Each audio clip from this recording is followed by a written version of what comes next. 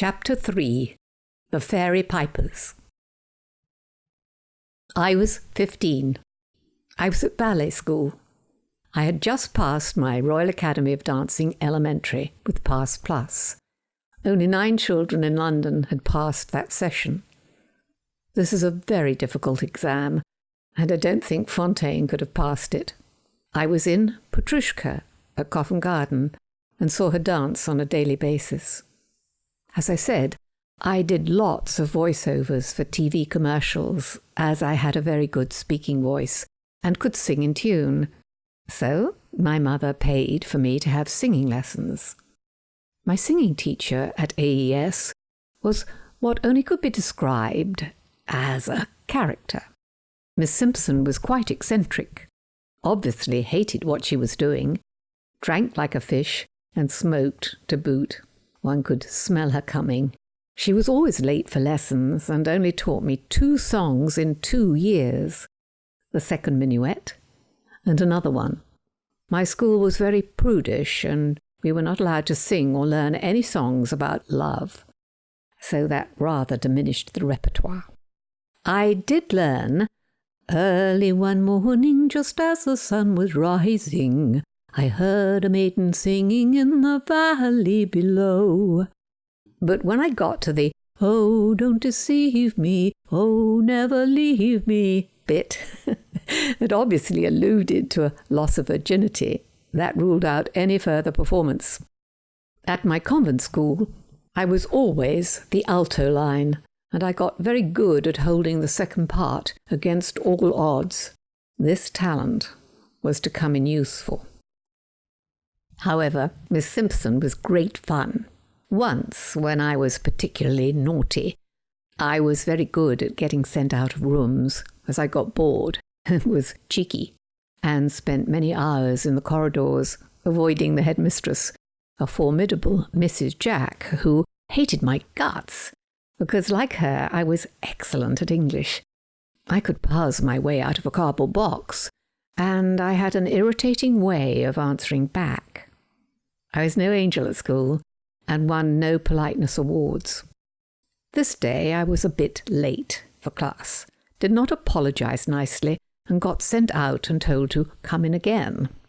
"Knock on the door and wait until I say enter," Miss Simpson instructed, sounding a bit like the big bad wolf.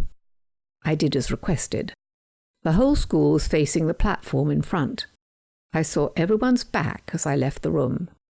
I knocked and waited for what seemed an age. Then at last, "Come in," she shouted. I threw open the double doors, expecting to see everyone's back, and got the shock of my life. She'd turned everyone around to face me. I saw 300 faces. My own face must have been a picture. I was astonished. It was so funny, but I pulled myself together. I was always good in theatrical emergencies and always seemed to know what to do. So I dropped the deepest curtsy, just as I saw Fontaine do, and the whole school started clapping. Miss Simpson took command.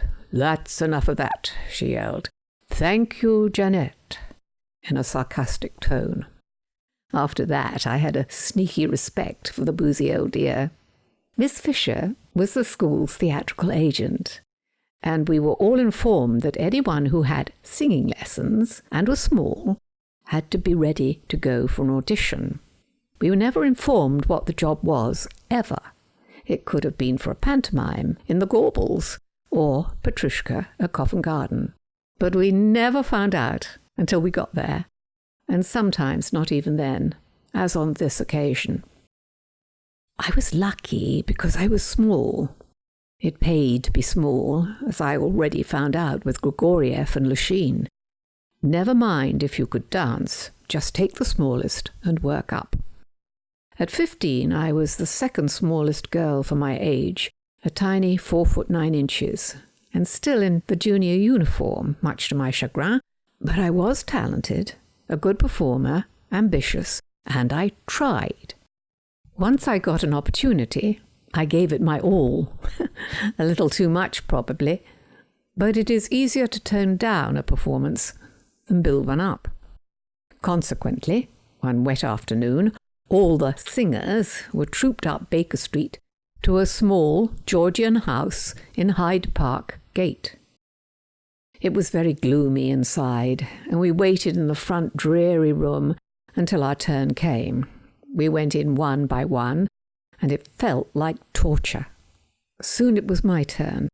Miss Simpson played the piano. I swept in and saw a man with the shortest hair and the tightest trousers I have ever seen. I wonder how he got into them, I thought afterwards. I was introduced to him as Janette, but he was not introduced to me. He smiled, and I launched into the second minuet with actions. This was a rather slow, sentimental piece about grandpapa wooing grandmamma in the second minuet. But it was narrative and gave a bit of scope for actions. I was a bit wobbly and nervous, and I didn't do the piece or myself justice, but I did my best. You have to work at audition pieces, as I was to find out later in my career. "Thank you. That was very nice," said the man in a rather high voice. "Now, who's next?" And that was it. My turn over. I always analysed my performance after auditions to gauge what impression I had made. This one I judged a failure, not enough impact. On the walk back to Portman Square, along the bombed-out buildings of 1958, I decided to put this one down to experience and try harder the next time. Anyway, I was not a singer. I wanted to be a ballet dancer. By contrast, my school friends Dawn Mendham, Penny Allen and Doreen Metcalf all felt they had done pretty well. They had much more confidence. None of us knew what we had been auditioning for, and quite frankly, none of us cared. Imagine my surprise when 2 days later I was summoned to Miss Fisher's office to be informed that I was called back to sing again. And to my surprise, I was the only one chosen to go.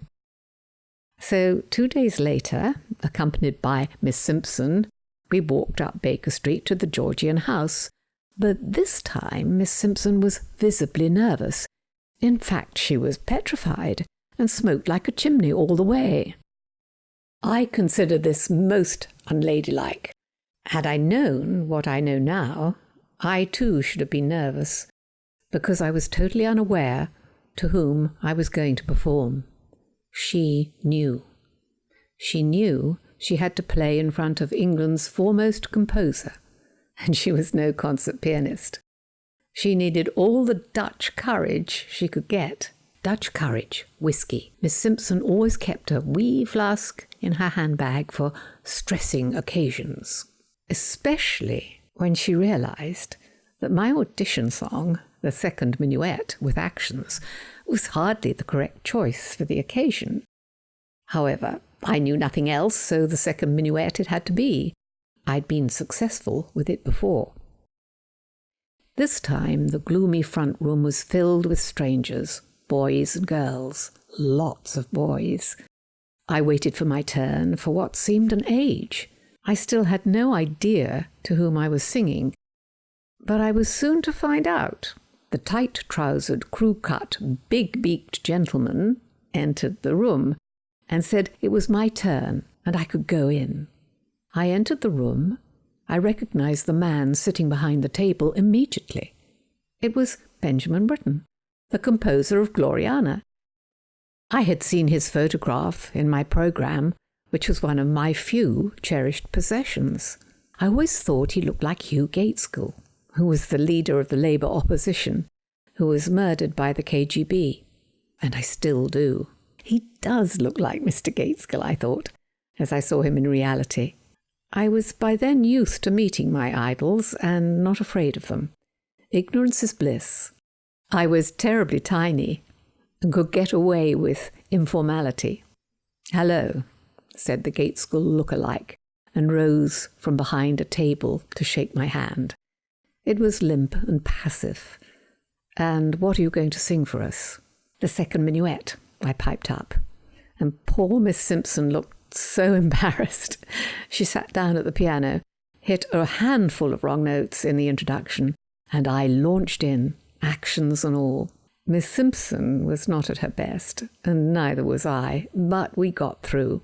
I curtsied at the end as Grandpapa kissed Grandmama, and thought, thank God that's over, and I started to leave, and Miss Simpson gathered up the music and was first to the door. "Wait a minute," said the Gateskill look-alike. "Don't go. Don't you have something a bit faster that you could sing?" "No," said Miss Simpson hurriedly, pushing me out of the door. As I could see my chance sliding away before me, I said quickly, "Oh, yes, I have. You know, Miss Simpson, what about the fairy pipers?" Miss Simpson looked at me in a state of shock. "What?" she replied. "The fairy pipers," I answered in all innocent. "I have not bought the music," she said with great firmness. "So sorry." "But you always play it from memory," I countered. I don't think I can remember it," she pleaded. "Oh, please try," said the Gateskill look-alike encouragingly. "It would be such a help." And he gave her one of those looks, like butter would not melt in his mouth, that I came to know so well. She was under his spell. Britten could enchant in a look, and as I found out later, kill with one too. Miss Simpson capitulated. "Oh, very well," she said reluctantly, and sat down resignedly and started to play the fairy pipers. When I look back now, 40 years later, on that scene, I can see why she cringed. Innocence is bliss, and I had no idea that the fairy pipers with actions was not the most suitable audition piece for the leading British classical composer. It was not even slightly suitable. It was the worst possible choice. But I loved it. It was me. I sang it well and gave a spirited rendition, actions and all. It is, I suppose, what one would term a music hall song of about 1900. It was full of double entendre, hidden meanings, full of fairies. So you can imagine, under the circumstances, the full subtleties and implications. As this is an audiobook, I'll give you a sample. "When all the birds have gone to sleep and all the frogs are still, if you can hear those fairy pipes, come out upon the hill. Lum-pum-pum-pum-pa-da-da-da-dum. Come out, listen on the air, up there, down there, playing everywhere. Oh, hark, oh, hear, can't you hear the tune? Airy fairy pipers underneath the silver moon. Come, pause, come." Poor Miss Simpson must have realised the error of this choice and wanted to save her reputation, but it was not to be. She was a fine musician, but she had to perform the very last song she would have chosen, and without the benefit of music too. She played it awfully well, though, and I performed it well. I certainly did it justice. I sang it seriously, without a hint of a stand-up. I didn't know what I was singing was highly unsuitable. I just got on with it. As I got to the last, "Come, come," I looked at the auditioners. They looked gravely back. Not a hint of a smile showed on their faces. How they didn't crack up, I shall never know. If it had happened to me, I should have wet my knickers. It was so funny. But no, they were extremely well-mannered and had their emotions well under control. I could have just sung Das Liebestod. "That was very nice," said Mr. Britten seriously. I saw nothing amiss and smiled and curtsied. My school was hot on curtsying. We curtsied to everyone. Miss Simpson raised her eyes to heaven, grabbed her bag and rushed for the door. "Thank you so much for coming," Britten said, and rose again to offer his hand. I was very tiny, and although 15 years old, I looked 10. That was possibly why I was there. I shook his hand, looked him in the face, and said, Aren't you the composer of Gloriana and the Prince of the Pagodas? Britten looked taken aback. Everyone in the room looked taken aback. Miss Simpson looked perplexed, as if she'd never heard of either opera or ballet. "Come away, dear," she said nervously. "Don't bother Mr. Britten. He's busy." Britten dismissed her command to me. Yes, I am," said a surprised Mr. Britten. How did you know that?" "I recognised you from your photo in the Covent Garden programme. I saw them both at Covent Garden, and variations on a theme of Purcell. This was a ballet dance to Britten's arrangement of A Young Person's Guide to the Orchestra." "You saw Gloriana?" said an astonished Britten. "Well, even I haven't seen Gloriana," said the tight-trousered gentleman, who I learned later was the 26-year-old opera director, Colin Graham. "Yes," I said confidently, getting into my stride. "I went with my mother. We sat in the stalls and we loved it. Absolutely loved it. I love the whole thing, the story, the costumes, the mask with Berezova, and the music, the singing. I loved the Prince of the Pagodas too." And I hummed a little bit of the famous march. Tum-ti-tum, tum-ti-tum, tum-ti-tum. So he knew I really knew it, and was not just saying it, as there was no LP records available. That was Berezova too. Wonderful. I've seen it 3 times, and I can't wait to see it again. I did not tell him that it had not escaped my notice that the house was empty for Gloriana. I didn't think it was the right moment. "Thank you, Janette," he said as he held my hand and gazed into my eyes. This time it was not limp. I got an extra squeeze that I came to know so well. "Thank you. Thank you so much. I'm truly flattered," he said, and I believe he genuinely was. Here was a child who knew his works that had only been seen at Covent Garden and were by no means popular. Pagodas was hardly the flavour of the month either. Many adults had not seen these works. And that was it. I took my leave.